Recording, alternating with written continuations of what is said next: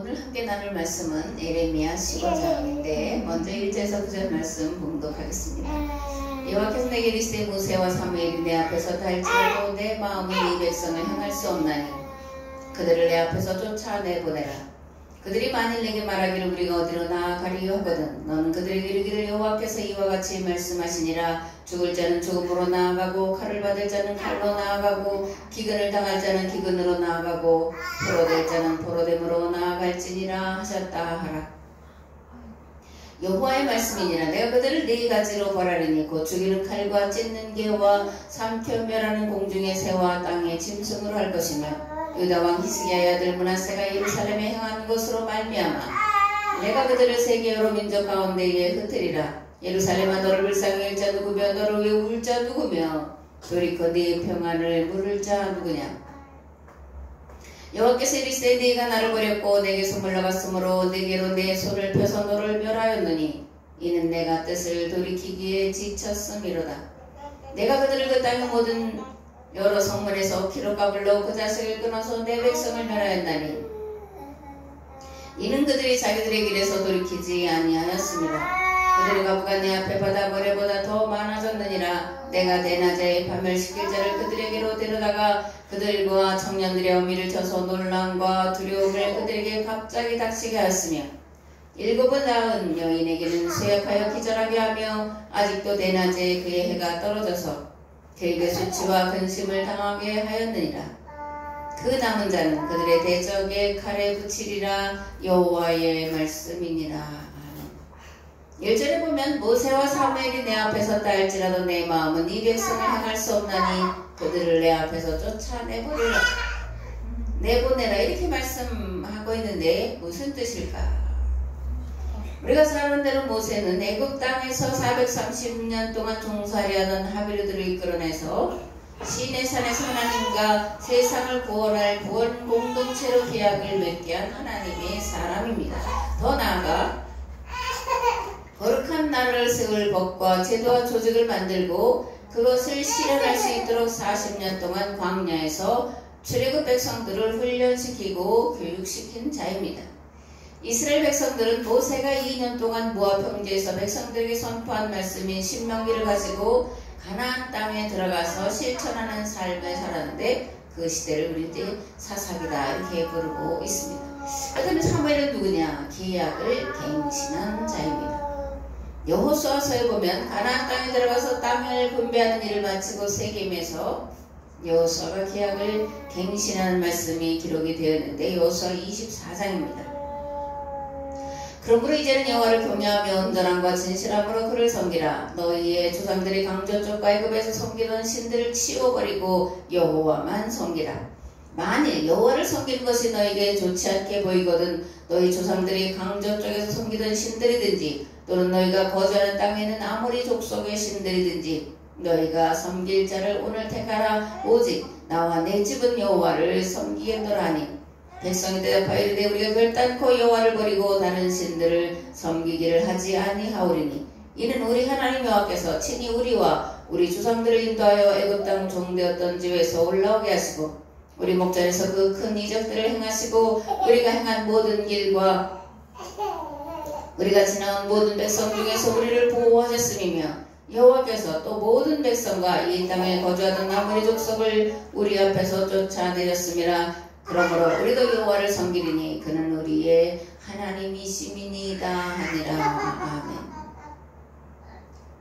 여호수아가 죽기 전에 이스라엘 백성들을 세겜에 불러놓고 다시 한번 오직 여호와만 섬길 것을 결단하도록 촉구를 하고 백성들이 오직 여호와만 섬기겠다 이렇게 응답하고 있는데 이것이 이제 여호수아가 가나안 땅에 들어가서 한 계약 갱신이다 그런 거예요. 그런데 이제 사사시대로 넘어가면 계약을 갱신했다는 이야기가 없습니다. 그리고 나서 사사시대의 마지막 사사 요 제사장인 사무엘이 등장해서 계약을 갱신하고 있는 것을 볼 수 있는데 사무엘상 7장 3절에서 5절에 기록이 되어 있습니다.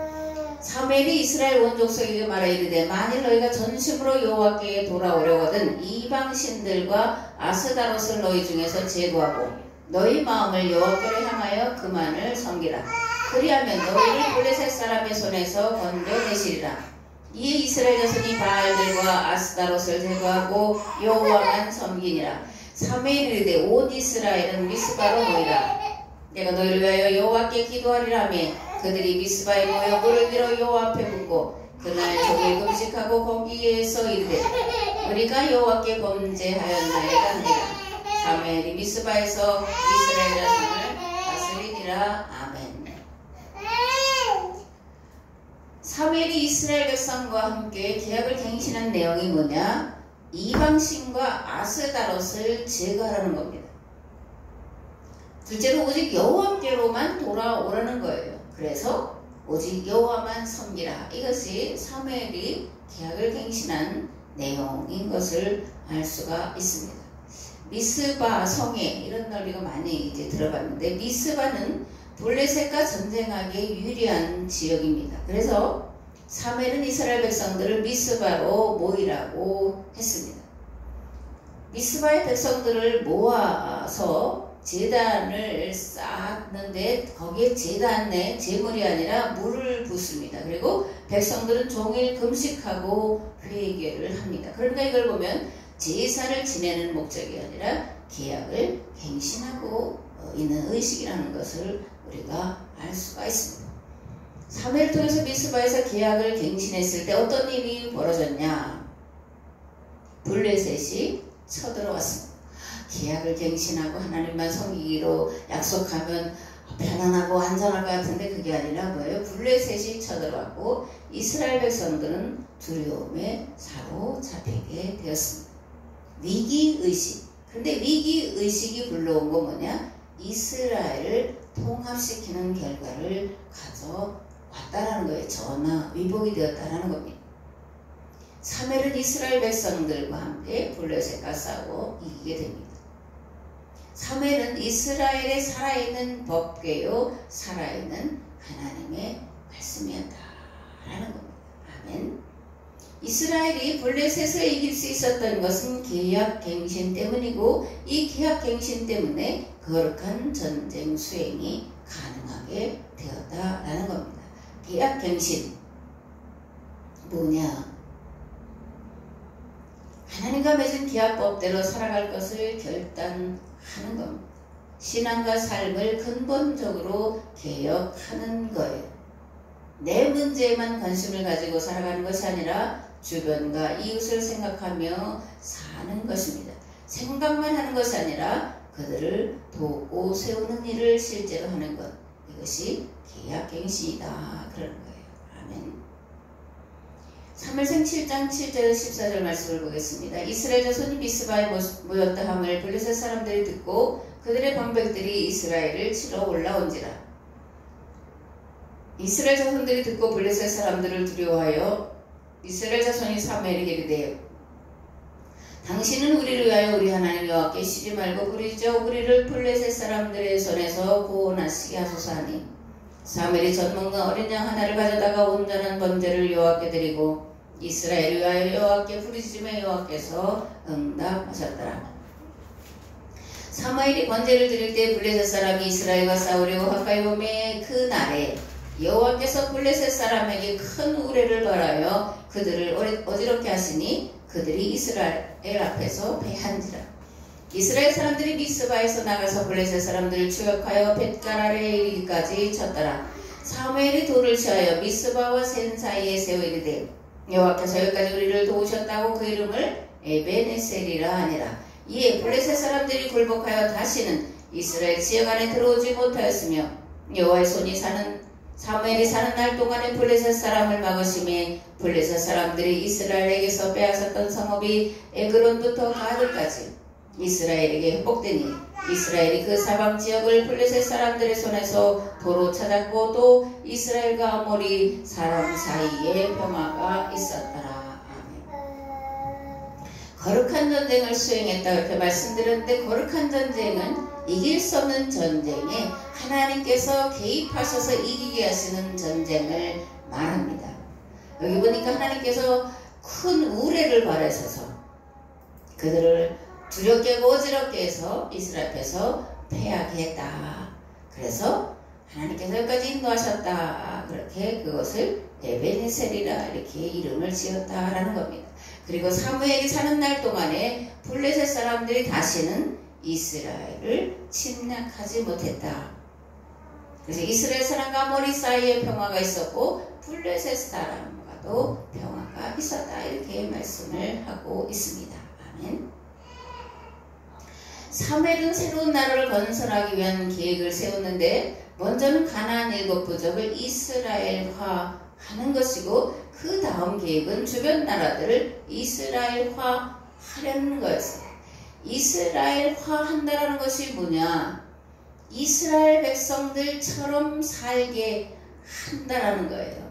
다시 말하면 이들을 구원 공동체 안에 들어오게, 그래서 구원의 삶을 살아가게 하는 계획을 세웠다라는 겁니다. 가나안 주변 족속들은 약탈로 살아가고 있었습니다. 사무엘은 이러한 약탈 문화를 근절하기 위해 왕을 세우고자 했는데 이 사무엘이 세우고자 한 왕은 주변 나라들의 절대 권력을 가진 왕이 아니라 뭐예요? 군사 전문가를 세워서 이제 군사적으로 그들이 침략하지 못하도록 막는 일을 하게 하려고 왕을 세웠다라는 겁니다. 또 군사 전문가일 뿐만 아니라 하나님의 말씀을 늘 가까이 하는 사람으로 세워서 거룩한 전쟁을 수행하도록 하는 계획이 사무엘이 구상한 왕을 세우는 일이었습니다. 근데 물론 이제 다윗 솔로몬으로 가면서 절대 왕정으로 가고 망하는 길로 갔지만 이건 사무엘의 구상과는 전혀 다른 이야기가 펼쳐졌다는 것을 우리가 알아야 합니다. 모세는 온 세상이 합의들을 근절하기 위한 구상을 했는데 그것을 담아낸 것이 시내산 계약법 즉 율법과 십계명입니다. 사무엘은 하나님과 맺은 계약을 갱신했는데 사사와 같은 왕을 세워서 약탈 문화를 근절하고 가나안 7부족뿐만이 아니라 주변 나라들을 모두를 이스라엘화 하려는 계획을 세우고 계약을 갱신한 자라는 거예요. 그러니까 이스라엘 역사 가운데 사무엘과 모세는 걸출하다 그런 표현을 쓰기에도 부족한 정말 절대적인 이스라엘이라고 하는 나라, 신앙 공동체라는 공동체를 세우는 데에 없어서는 안 될 가장 중요한 두 인물을 이제 하나님은 모세와 사무엘에 대해 이렇게 말씀합니다. 그런데 모세와 사무엘이 하나님 앞에 있을지라도, 다시 말하면 모세와 사무엘이 기도할지라도 하나님이 듣지 않으시겠다는 거예요. 그래서 앞에서도 하나님은 예레미야에게도 너는 이 족속을 위해서 기도하지 말라 내가 듣지 않겠다 이렇게 말씀하시는데 오늘 아주 완전히 완결판으로 모세와 사무엘이 기도해도 듣지 않겠다 이렇게 말씀하시는 거예요.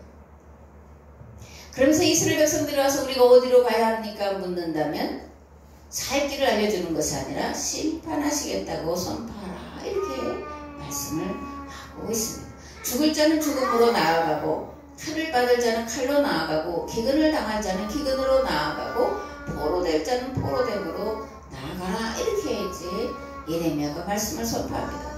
그러면서 네 가지를 벌할 텐데 죽이는 칼과 찢는 개와 삼켜 멸하는 공중의 새와 땅의 짐승으로 할 거다. 왜냐? 유다 왕 히스기야의 아들 므낫세가 예루살렘에 향한 것으로 말미암아 내가 너희들을 모든 세계 가운데 흩으시겠다 이렇게 이제 말씀하고 있다는 거죠. 사람이 하나님께서 왜 이토록 무서운 심판의 말씀을 선포하고 있을까? 유다 백성들이 하나님의 말씀 듣기를 계속해서 반복적으로 의도적으로 거절했기 때문에 그렇습니다. 하나님 말씀대로 살기를 거부하고 자기 뜻 즉 바알의 뜻을 따라 살기를 선택했기 때문에 그렇습니다. 히스기야 아들 므낫세가 예루살렘에 행한 것 때문에 흩어버리시겠다고 말씀하셨는데 그러면 므낫세가 한 행위는 뭐냐? 열왕기하 21장에 기록되어 있습니다. 므낫세가 여호와 보시기에 악을 행하여 여호와께서 이스라엘 자손 앞에서 쫓아내신 이방 사람의 가증한 일을 따라서 그의 아버지 히스기야가 헐어버린 산당들을 다시 세우며 이스라엘의 왕 아합의 행위를 따라 바알을 위하여 제단을 쌓으며 아세라 목상을 만들며 하늘의 1월 성신을 경배하여 섬기며 또 자기 아들을 불 가운데로 지나가게 하며 점치며 사수를 행하며 신접한 자와 박수를 신임하여 여호와께서 보시기에 악을 많이 행하여 그 진노를 일으켰으며 또 자기가 만든 아로 새긴 아세라 옥상을 성전에 세웠다.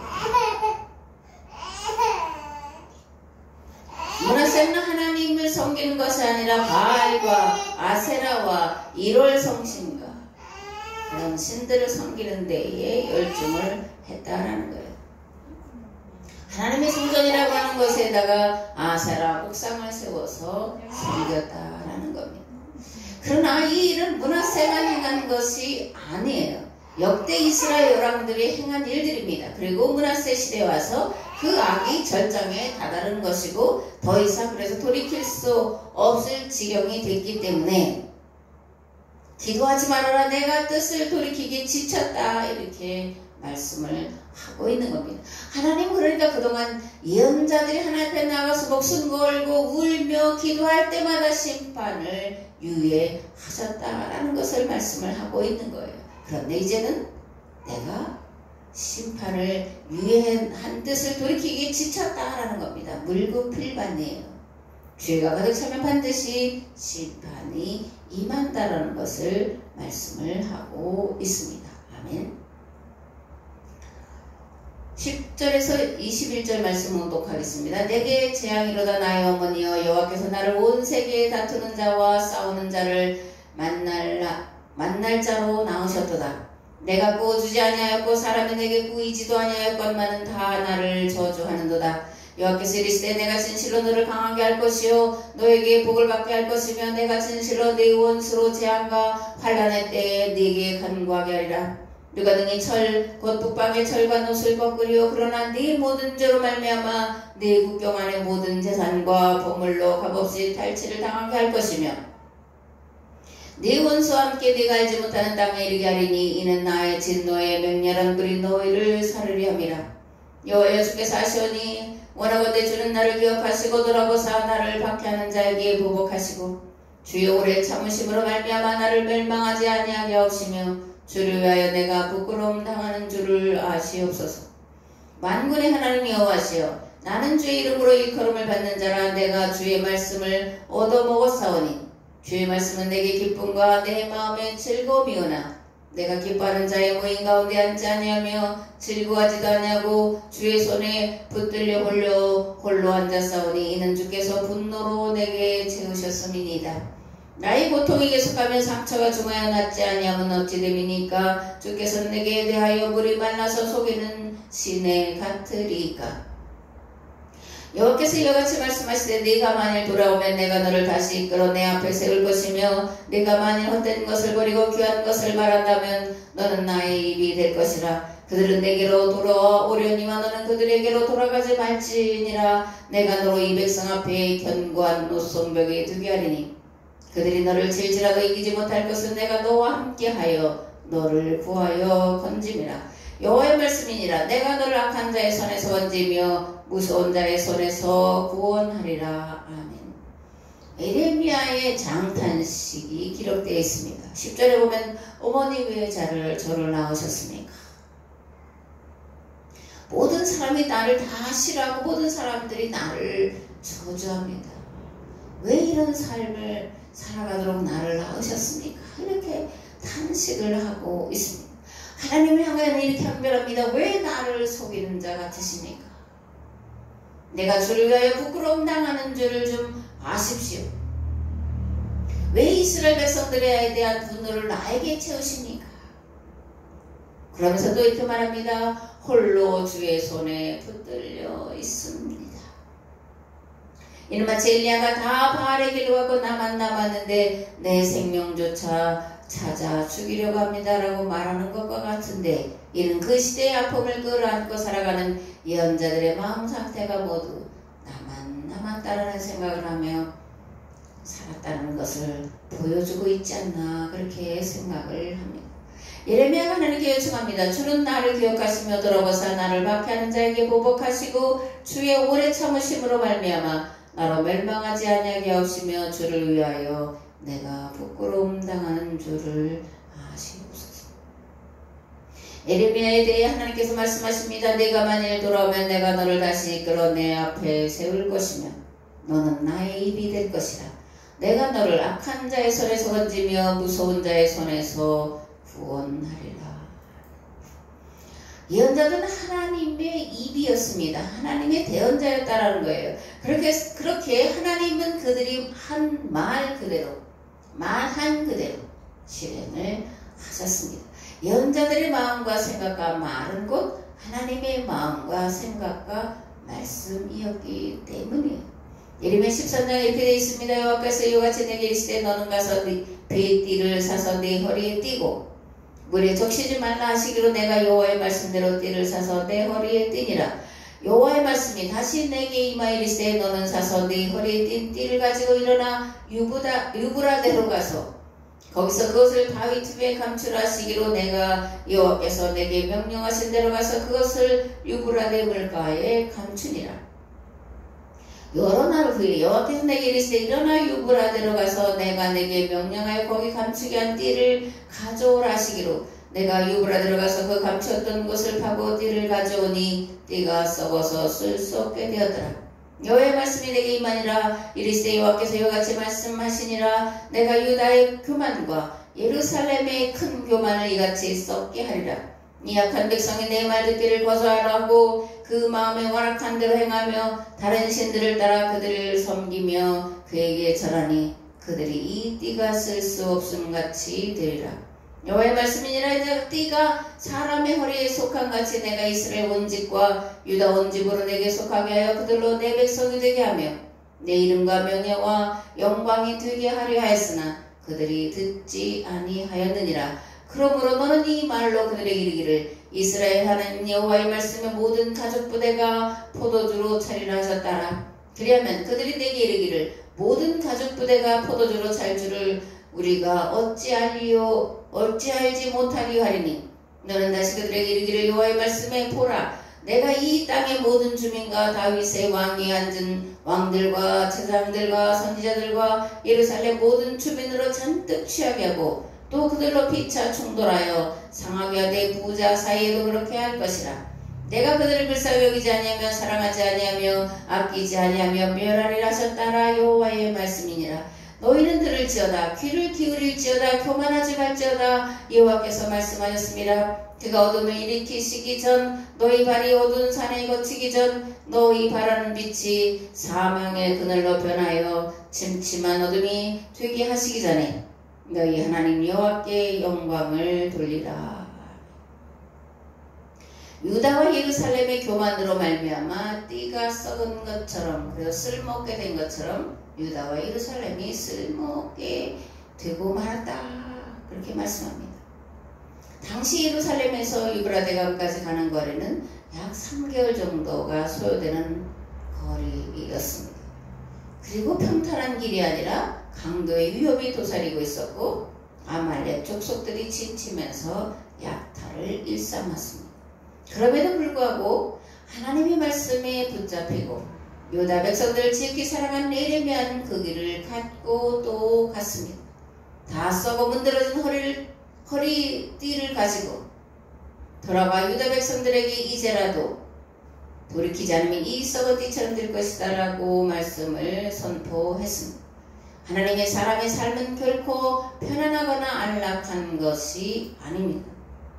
목숨 걸고 말씀을 선포해야 하고 그것을 몸으로 나타내야 하고 온갖 비난과 비방과 모욕을 당하며 항상 생명의 위협을 느끼며 살아야 하는 참으로 고달픈 삶이 하나님의 사람들이 살아내야 할 삶이라는 거예요.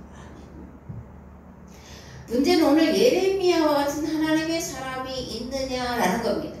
대한민국의 미래, 우리 자녀손들의 미래를 염려하며 울부짖는 자들이 있느냐라는 거예요. 물론 기도한다고 하는 사람들이 있지만 하나님의 뜻에 맞게 기도하고 있느냐는 별개의 문제라는 겁니다. 세상이 온다라고 공허하며 흑암이 기쁨에 있는 것을 바라보며 하나님 앞에 단식하며 눈물로 음식을 삼는 자가 있느냐라는 거예요. 교회가 교회의 사명을 감당하지 못하는 것을 보고 단식하며 기도하는 자가 있느냐라는 겁니다. 그런데 이렇게 제가 말하지만 다른 사람이 다음이 아니라 오늘 내가 그렇게 하고 있느냐, 저에게 질문을 던지면서 하는 말이에요. 말씀을 준비하면서 이렇게 기도했습니다. 주여, 입으로만 교회를 위해 이 나라와 민족의 장래를 위해 단식하는 저를 불쌍히 여겨 주옵소서. 말로만이 아니라 행동과 진실함으로 행하도록 도와주옵소서. 무엇을 할 수 있어서가 아니라 할 수 없음에 기도합니다. 하나님께서 불쌍히 여기시고 측은히 여기셔서 함께 하실 때 오직 하나님의 도우시는 능력으로 할 수 있기에 기도합니다. 주의 길을 내게 보이소서. 이 기도가 오늘 말씀을 듣는 모든 이들의 기도가 되기를 바랍니다. 아멘. 좋으신 하나님, 지난 한 달 동안 우리를 지켜주시고 보호해주시는 은혜 앞에 감사를 드립니다. 한 달 동안 애쓰고 수고하는 것으로 주님 앞에 드리는 손길을 기억하여 주시고 그 마음 중심을 보시고 그의 몸의 건강을 보시고 그의 삶의 형편과 처지를 보셔서 하나님이여 소원하고 간구한 대로 이루어주시되 하나님 더 많은 11조를 드려 많은 사람들을 세우고 돕는 변화버린 삶으로 나아가도록 역사하여 주시옵시고 무릎 꿇어 기도할 때마다 기도한 것들이 응답되므로 하나님 살아계시고 역사를 주관하시고 기도하는 자의 기도를 들으셔서 많은 사람들을 세우고 살리는 일을 하게 하시는 살아계신 하나님이심을 증거하게 하여 주옵소서. 하나님의 견함이니 건강 주시고 복된 삶 주셔서 이 세대에 하나님이 자신 하나님의 사람으로 세워 갈 수 있도록 교육과 훈련시킬 수 있도록 지혜와 명철과 총명을 더하시옵소서. 이런 길, 이제는 길과 진리와 생명 되신 예수 그리스도의 은혜와 아버지 하나님의 무한하시고 온전하신 사랑하심과 성령님의 감화 감동 교통 역사하심 11조를 드리며 하나님 앞에 예배드리고 들어간 삶의 자리 위에 가정과 직장 위에 그리고 이 나라 이 민족 위에 이제로부터 영원토록 함께 하옵시기를 간절히 축원하옵나이다. 아멘.